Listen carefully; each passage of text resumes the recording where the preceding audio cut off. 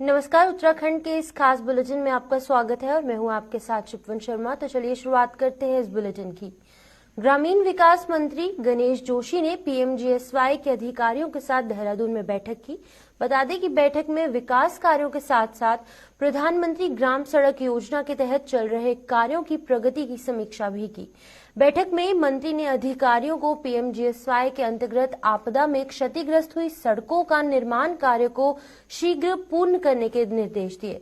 उन्होंने अधिकारियों को पीएमजीएसवाई की सड़कों के अवशेष निर्माण कार्यों में तेजी लाने और पीएमजीएसवाई के अंतर्गत सभी सड़कों के कार्यों को तय समय पर पूरा करने के निर्देश दिए।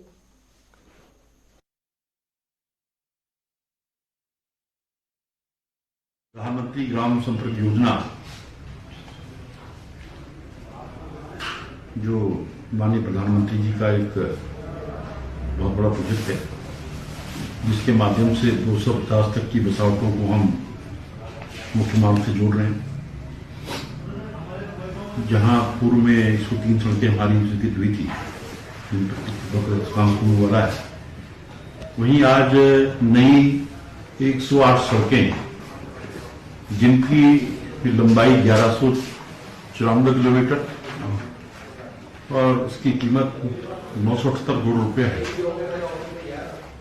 भारत सरकार से स्वीकृत हुई है। शीघ्र उसकी वित्तीय स्वीकृति मिलेगी और इन सड़कों पर काम शुरू हो जाएगा। और जो हमारे शेष बचे हुए गांव हैं उनको जो है मुख्य मार्ग से जोड़ा जाएगा।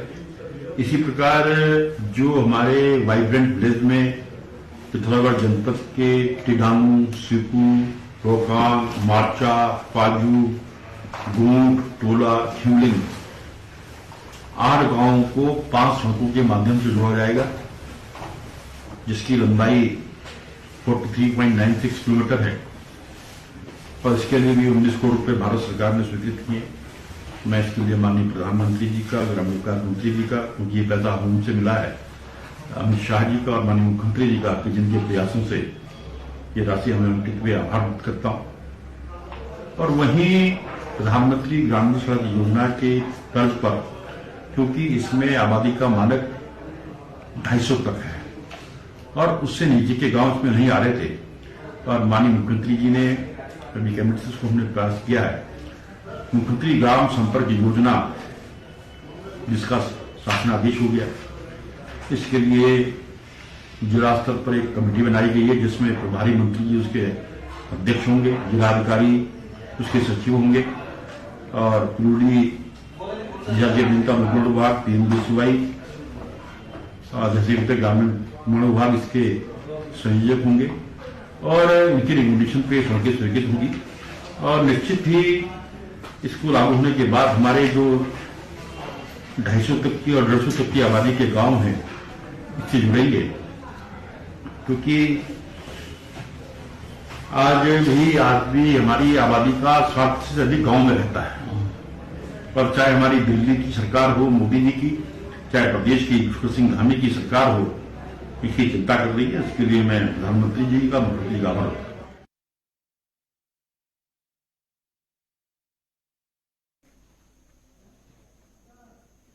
शहरी विकास मंत्री प्रेमचंद अग्रवाल ने रेडक्रॉस देहरादून में सिंचाई विभाग द्वारा ड्रेनेज कार्यों का औचक निरीक्षण किया।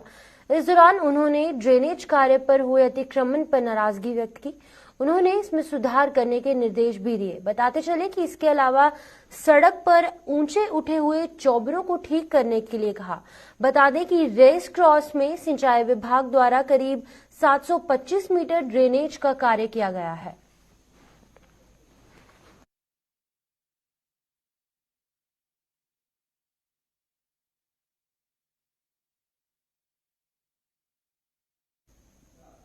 उत्तराखंड कांग्रेस प्रवक्ता गरिमा मेहरा दसोनी ने पार्टी मुख्यालय देहरादून में कल प्रेस कॉन्फ्रेंस की थी। इस दौरान प्रधानमंत्री कृषि सिंचाई योजना में फर्जीवाड़े के आरोप लगाए गए हैं। उन्होंने बताया कि आरटीआई में कृषि सिंचाई योजना में फर्जीवाड़े के तहत 200 से ज्यादा किसानों के साथ फर्जीवाड़ा किया गया, जिसमें कि मृतक किसानों के खातों को दिखाकर रुपए भेजे गए हैं। उन्होंने ये भी बताया कि राज्य के कृषि मंत्री गणेश जोशी के विधानसभा क्षेत्र मसूरी में खासकर ये फर्जीवाड़ा हुआ है। इस पर भाजपा के उच्च शिक्षा राज्य मंत्री डॉक्टर भसीन ने भी किसानों को कहा है कि जो भुगतान है वो लगभग पूरा हो चुका है। कांग्रेस को अपने समय याद करना चाहिए जब उन्होंने बहुत लंबे समय तक किसानों को भुगतान नहीं किया और जब भारतीय जनता पार्टी की सरकार आई तो उसे लंबे भुगतान जो है वो करना पड़ा।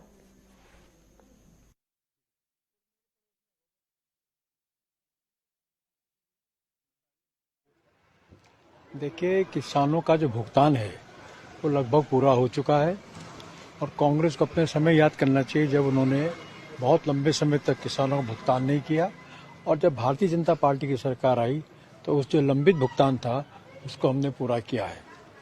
वैसे तो किसी प्रकार से कोई गड़बड़ नहीं है, लेकिन अगर फिर भी कहीं पर कुछ देखा जाएगा तो निश्चित तौर पर हमारे मुख्यमंत्री श्री पुष्कर सिंह धामी जी भ्रष्टाचार को लेकर जीरो टॉलरेंस की नीति पर काम कर रहे हैं, तो उसमें जांच होगी और अगर कोई दोषी होगा तो निश्चित तौर पर कार्रवाई होगी। लेकिन जहाँ तक कांग्रेस का सवाल है तो कांग्रेस ने कभी भी किसानों का हित नहीं किया। भारतीय जनता पार्टी की केंद्र सरकार हो, प्रदेश सरकार हो, किसान सम्मान निधि से लेकर के जो उनके अलग प्रकार की सभी सुविधाएं हैं वो हम किसानों को उपलब्ध करा रहे हैं और किसान देश का जो है वो लगातार आगे बढ़ रहा है। उत्तराखंड में स्वास्थ्य महकमा अब डॉक्टरों को थोड़ी राहत देने जा रहा है। बता दें कि पीजी डॉक्टरों को अब बॉन्ड के तहत जिस मेडिकल कॉलेज में वो पीजी कोर्स पूरा करेंगे उसी मेडिकल कॉलेज में 2 साल तक काम करने का मौका मिलेगा। इससे क्षेत्र में 3 साल की शर्त से थोड़ी राहत मिलेगी। बताते चले कि सचिव स्वास्थ्य आर राजेश कुमार ने बताया कि कैबिनेट से इसको मंजूरी मिल चुकी है और जल्द ही इसका शासन देश जो है वो भी मिल जाएगा, जिस कॉलेज से जो है वो मेडिकल की सीट बढ़ने की भी उम्मीदें जताई जा रही है।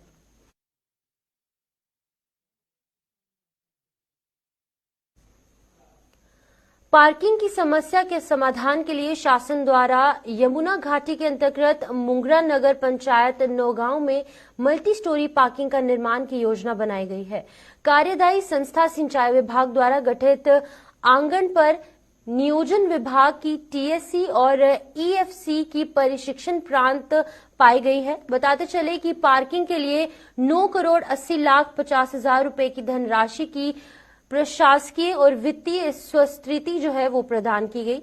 चालू वित्तीय वर्ष 2023-24 में प्रथम किश्त के रूप में कुल लागत का 40% धनराशि 3,90,40,000 रुपए की धनराशि स्वीकृत की गई है।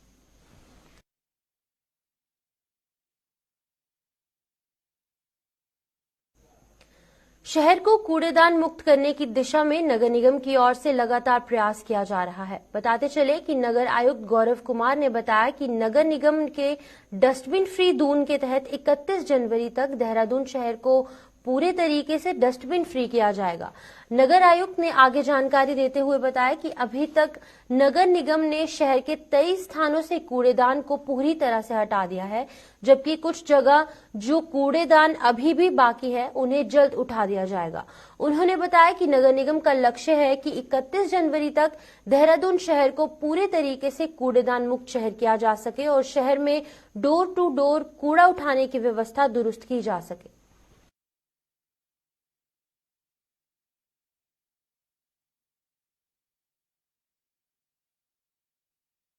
लक्ष्य रखा है इसमें 31 जनवरी 2024 का और अभी तक 23 स्थानों से हमारे द्वारा हटाया भी जा चुका है।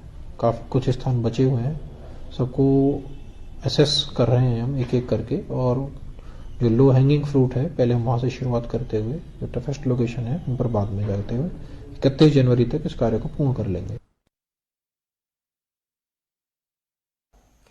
यमुना घाटी के मोरी पुरोला क्षेत्र के ग्रामीणों तथा पर्यटन व्यवसाय से जुड़े लोगों ने पुरोला नगर क्षेत्र में मोरी पार्क प्रशासन और डीएफओ टॉन्स वन विभाग और वन प्रभाग के खिलाफ जुलूस निकालकर प्रदर्शन किया। प्रदर्शन कर रहे लोगों ने उपनिदेशक गोविंद वन्य जीव विहार और डीएफओ टॉन्स वन प्रभाग के स्थानांतरित की मांग की है। मोरी क्षेत्र बड़ी संख्या में ग्रामीण ने ढोल नगाड़ों के साथ सड़कों पर उतरकर जमकर प्रदर्शन किया और अपनी मांगे जो है वो प्रशासन के समक्ष रखी। ग्रामीणों ने डीएफओ टॉन्स तथा उपनिदेशक गोविंद वन्य पशु विहार राष्ट्रीय पार्क मोरी द्वारा पर्यटन व्यवसाय को प्रभावित करने और क्षेत्र के काश्तकारों के राजशाही के समय से मिल रहे पीडी फ्री ग्रांट आदि के जो आवंटन है वो बंद करने के आरोप लगाए। इसी के साथ ही ग्रामीणों ने हक हुकूकों के लिए भी मनमानी करने और तानाशाही रवैया अपनाने का आरोप लगाया।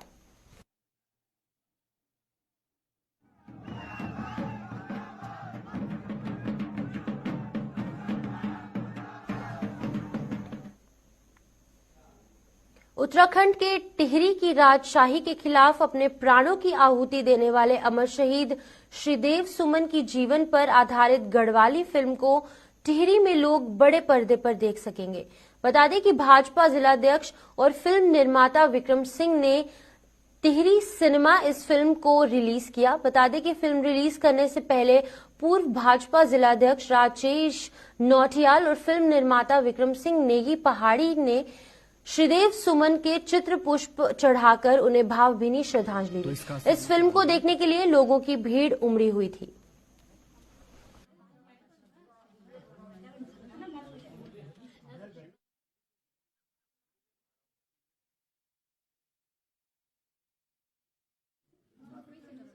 आगे से अच्छी दिखेगी।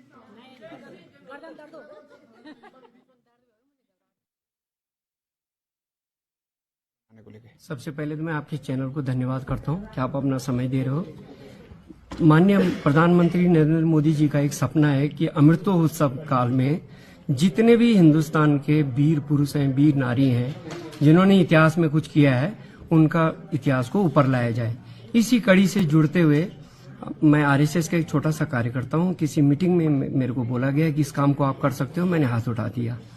और भविष्य में मैं अपनी आने वाली पीढ़ी, अपने बच्चों को इस पिक्चर को हर जनमानस तक ले जाना चाहता हूं कि सुमन जी ने खुद तो जो बलिदान किया, पर उनके परिवार ने क्या बलिदान किया, उनके पिताजी ने क्या बलिदान किया, उनकी माताजी ने क्या बलिदान किया, उनकी पत्नी ने क्या बलिदान किया, उनके भाइयों ने कितना संघर्ष किया, इस चीज के बारे में जनमानस तक पता नहीं है।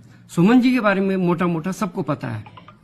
और क्या कहना आने वाली पीढ़ी? मेरे लिए तो सबसे बड़ी बात है कि जौल गांव पूरा पितरों का गांव है और सुमन जी को मैंने पितृ कार्य मानते हुए 34 दिन की इसमें शूटिंग चली, तो मैंने व्रत रखे और मैं अपने टिहरी मूल निवासी टिहरी क्षेत्र के जौल गांव के इर्द गिर्द, नई टिहरी के इर्द गिर्द सभी भाई बहनों से विनम्र प्रार्थना करता हूं कि इस पिक्चर को देखकर एक बार श्रद्धांजलि के रूप में श्रीदेव सुमन जी की यादों को ताजा करें और अपने परिवार के साथ, बच्चों के साथ इस पिक्चर को देखें। हाँ सर, जिस तरह से ये फिल्म की शूटिंग है, टिहरी जिले में कहाँ इस पे शूटिंग हुई है? शूटिंग में सबसे पहले तो जौल गांव में शूटिंग हुई, शुरुआत वहां से हुई। फिर सिलोगी गांव में शूटिंग हुई, फिर जो है हरिद्वार में झील में शूटिंग हुई और गट्टू गाड़ में शूटिंग हुई और रानी पोखरी के ऊपर एक गांव है। 5 जगहों इसकी शूटिंग चली है। नहीं, यह एक बहुत ही प्रेरणादायक पिक्चर को जो है श्री विक्रम सिंह नेगी जी ने इसको बनाया है। और श्रीदेव सुमन एक महान क्रांतिकारी थे और उनके जीवन के ऊपर, उनके संघर्षों के ऊपर, उनके बलिदान के ऊपर जो है इस पिक्चर को बनाया गया और ये आज की पीढ़ी के लिए एक प्रेरणादायक पिक्चर साबित होगी। मैं श्री विक्रम सिंह नेगी जी को इसके निर्माण के लिए बहुत बहुत शुभकामनाएं देता हूँ। देहरादून डीडी कॉलेज द्वारा 2 दिवसीय डिजास्टर सेमिनार का आयोजन किया गया, जिसमें कि कई गणमान्य लोग उपस्थित रहे। बता दें कि सेमिनार के पहले दिन पहाड़ी क्षेत्र में हो रही आपदाओं को लेकर चर्चा की गई। इसके साथ ही इन आपदाओं से किस तरीके से बचा जा सकता है, इसको लेकर भी चर्चा की गई।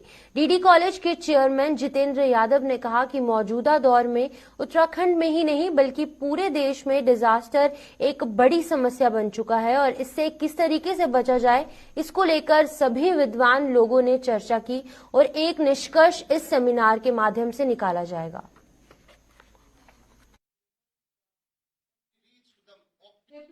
Everywhere in India, Nexus is the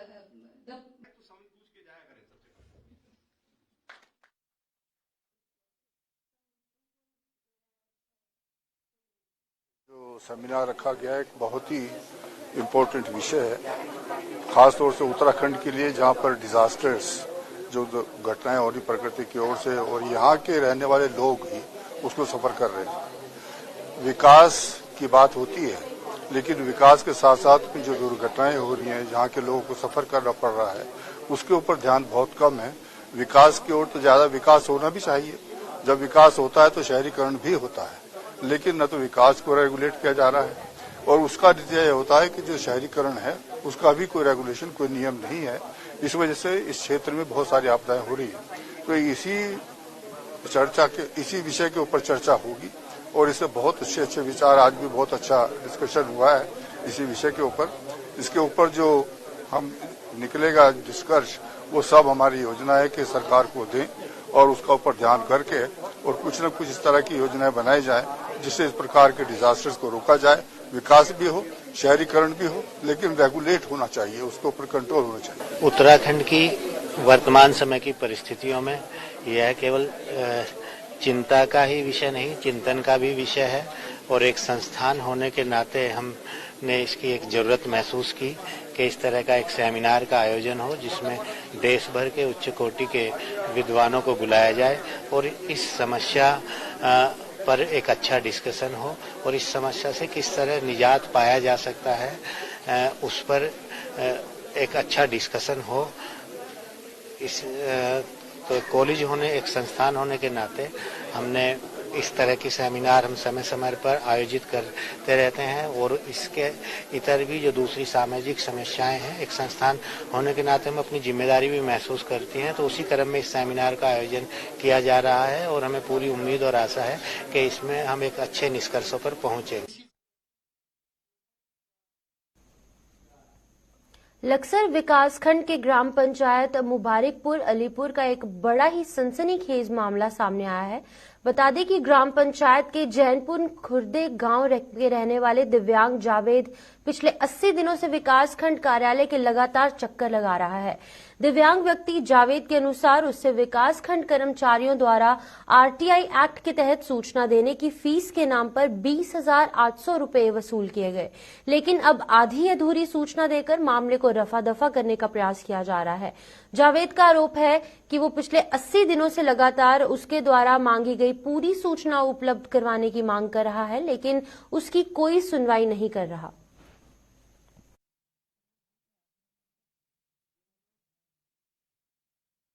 17/10 में एक अपनी ग्राम पंचायत की सूचना मांगी थी 13 बिंदुओं को लेकर के, और उसको लेकर के मैं पिछले 80 दिनों से यहाँ के चक्कर काट रहा हूँ, जिसमें सूचना के 2005 के अधिनियम के तहत 30 दिन के अंदर सूचना देने का प्रावधान है, लेकिन मेरी ना तो कोई सुनवाई ढंग से यहाँ पे हो पा रही, ना मुझे कोई सूचना पूरी दी गई। 20,000 रुपये मेरे से जो हमारे सेक्रेटरी साहब उन्होंने जमा करा लिए थे कि सूचना के लिए, और 800 रुपये एक सेक्रेटरी ने जमा कराए, लेकिन मुझे ना तो सूचना पूरी दी गई। और मैं पिछले 8 दिन से आयोग के लिए भी जो मुझे यहाँ से तारीख मिली, मैं यहाँ से मना कर दी कि मैं यहाँ से संतुष्ट नहीं है, क्योंकि मुझे लारे पे लारे दिए जा रहे हैं यहाँ से, और मैं हैंडीकैप व्यक्ति 100%।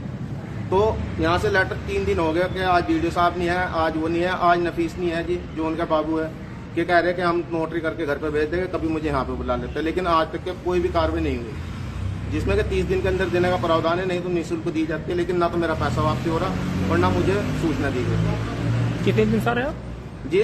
कितने दिन से आ रहे हो? मैं जी सर 80 दिन से आ रहा, पूरे 80 दिन हो गए मेरे पे यहाँ से रिसीविंग है, जो मैंने यहाँ पे दायर की थी उसकी रिसीविंग मेरे पास में। शक्ति फार्म के राजकीय इंटर कॉलेज में पुलिस समाचार सर्विस संस्था ने जागरूकता कार्यक्रम का आयोजन किया, जिसमें कि लोगों ने नशे के दुष्प्रभावों के प्रति जागरूक किया गया और उन्हें नशे को समाज से खत्म करने को लेकर शपथ दिलाई गई। इस अवसर पर पुलिस समाचार सर्विस के असिस्टेंट डायरेक्टर अजय कुमार राय ने अपने संबोधन में कहा कि नशे की शुरुआत जहां से होती है, सभी को वहां से नशे को जड़ से उखाड़कर फेंकना चाहिए। उन्होंने शक्ति फार्म क्षेत्र के जनता से आग्रह किया कि वो भी इस अभियान में बढ़ चढ़कर हिस्सा ले और समाज में फैल रहे नशे को खत्म करने के लिए अपना योगदान दे।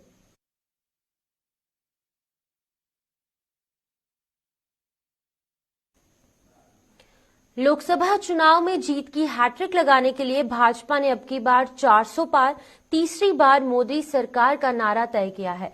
विपक्ष को मनोवैज्ञानिक लड़ाई में भी पीछे छोड़ने के लिए पार्टी ने चुनाव की अधिसूचना जारी होने से पहले कम से कम 100 सीटों पर उम्मीदवार घोषित करने की रणनीति बनाई है।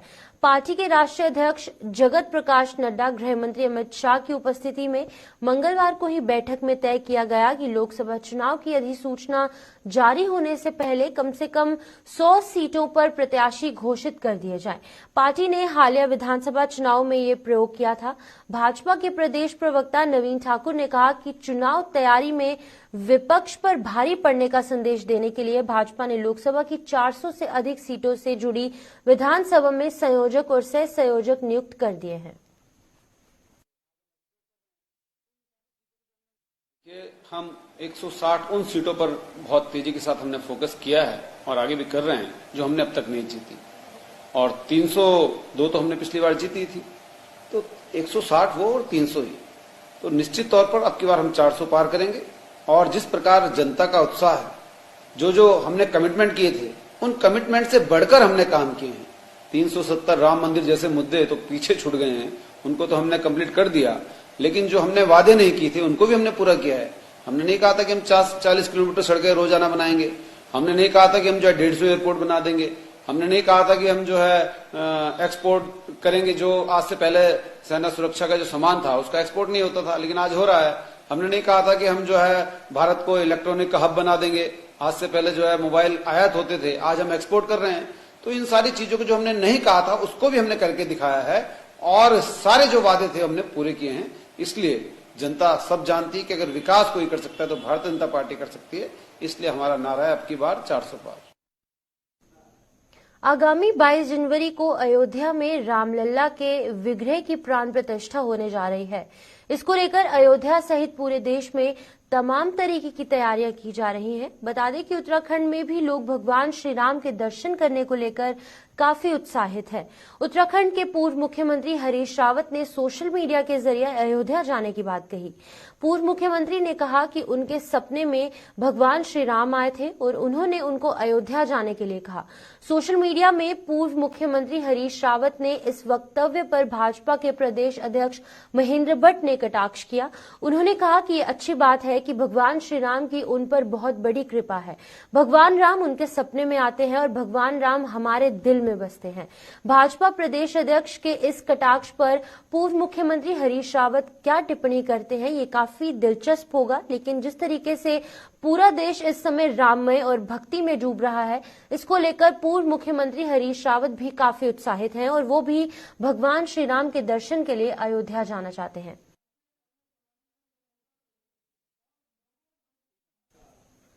तो चलिए उत्तराखंड के इस खास बुलेटिन में इतना ही। मुझे दीजिए इजाजत। आप जुड़े रहिए गुलिस्तान न्यूज के साथ।